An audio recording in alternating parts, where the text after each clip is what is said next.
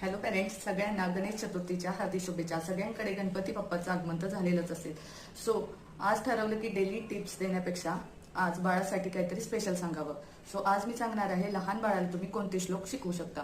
त्यामध्ये पुढील श्लोक येतात। सो पहिला श्लोक आहे कराग्रे वसते लक्ष्मी, दुसरा श्लोक आहे शुभं करोति, तिसरा श्लोक आहे कर्पूर गौरम करुणावतारम, चौथा श्लोक आहे प्रणम्य शिरसा देवम, हे गणपतीचं स्तोत्र, 4 पसायदान। हे या प्रकारचे श्लोक बाळाला शिकवल्यामुळे बाळाची स्मरणशक्ती वाढते, त्याचबरोबर बुद्धीलाही चालना मिळते, मेंदूला चालना मिळते, त्याचबरोबर बाळाचे उच्चार स्पष्ट होण्यास मदत होते, बाळ लवकर बोलायला शिकते, त्यामुळे बाळाला एका शिस्तीची सवयही लागते।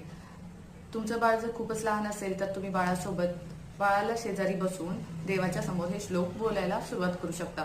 थोड्याच दिवसात बाळ त्यातील काही उच्चार करायला शिकेल। बाळाला देवाच्या कोणत्या गोष्टी किंवा मंत्र तुम्ही शिकवलेले आहेत